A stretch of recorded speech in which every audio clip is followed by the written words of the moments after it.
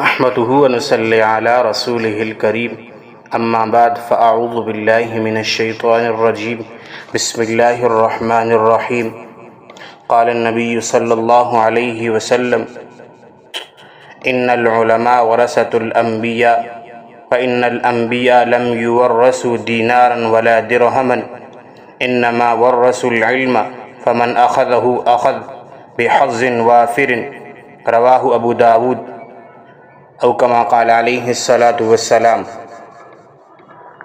سامعین محترم، علم خواہ دینی ہو یا دنوی انسان کو عالی مرتبت بناتا ہے۔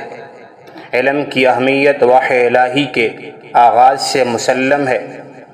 علیم و حکیم پروردگار نے انبیاء و رسول کو علم کی شمع جلانے، نور ہدایت کو عام کرنے اور جہالت کی ظلمت کو دور کرنے کے لیے معلمین انسانیت بنا کر اس دنیا میں مبعوث فرمایا۔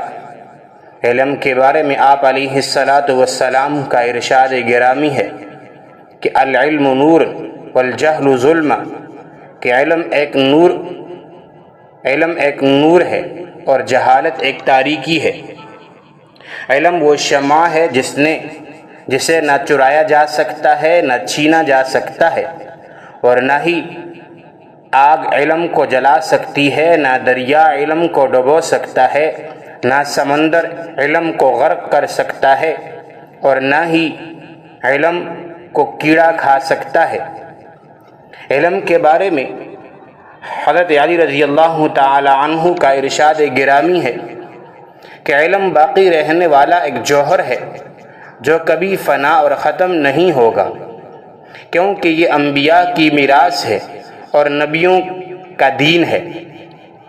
علم دین کی اہمیت و فضیلت قرآن و حدیث کے صفحات علم دین کی فضیلت سے بھرے پڑے ہیں۔ علم جہاں نعمت خداوندی ہے وہیں رحمت ربانی بھی ہے۔ جہاں علم برکت کا ذریعہ ہے تو وہیں علم باعث نجات اور سربلندی کی وجہ بھی ہے۔ اصل علم تو علم دین ہے۔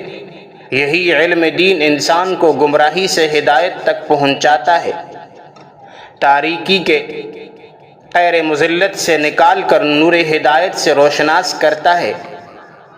اس علم دین سے وابستگی نے قوم مسلم کو ہر محاذ پر کامیاب کیا۔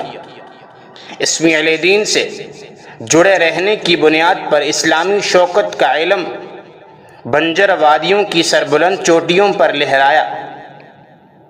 اسی علم دین سے رشتہ و تعلق نے مسلم امہ کو عظیم مناسب اور کامیابی کی بلند منازل پر فائز کیا۔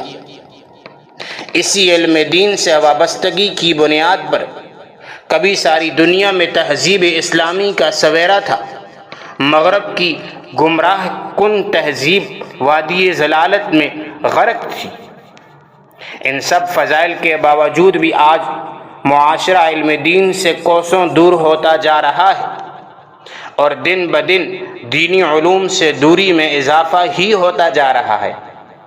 اس پر جتنا افسوس کیا جائے کم ہے کہ ایک بچہ مسلمان گھرانے میں پیدا ہونے کے باوجود صحیح کلمہ نہیں پڑھنا جانتا، اس کو نماز اور پاکی کے ضروری مسائل نہیں آتے، قرآن مجید کی چھوٹی چھوٹی صورتیں بھی وہ صحیح ڈھنگ سے نہیں پڑھ پاتا، اسلام کے بنیادی عقائد اور وہ ضروریات دین جن پر ایمان کا دار و مدار ہے اس کا بھی علم نہیں رکھتا۔ کیا شہر، کیا گاؤں دیہات، ہر جگہ بقدر ضرورت دینی تعلیم کا فقدان ہے، اور افسوس تو یہ ہے کہ مسلم معاشرہ دینی تعلیم کی اہمیت اور ضرورت ہی کو سرے سے نظر انداز کر رہا ہے، اور سارا زور صرف اس عصری تعلیم کو حاصل کرنے پر لگا رہا ہے۔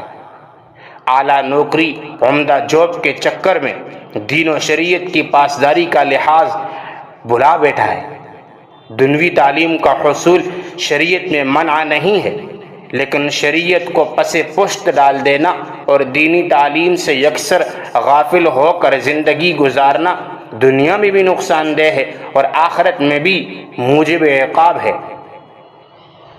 حالانکہ دین کا اتنا علم سیکھنا جس کے ذریعے انسان شریعت کے مطابق اپنی زندگی گزار سکے ہر کلمہ گوہ پر فرض ہے، خواہ اس کا تعلق عقائد سے ہو یا عبادات سے، معاملات سے ہو یا معاشرت سے۔ چنانچہ نبی علیہ السلام کا ارشاد ہے کہ طلب العلم فریضۃ علی کل مسلم۔ یہ حقیقت ہے کہ جب تک انسان کو احکام خداوندی اور تعلیمات نبوی کا علم نہیں ہوگا، اس وقت تک یقیناً ان پر عمل پیرا ہونا بھی ناممکن اور مشکل ہوگا، اور جب دین سے ناواقفیت کی وبا عام ہوگی تو امت طرح طرح کی پریشانیوں اور دشواریوں کا شکار ہو جائے گی۔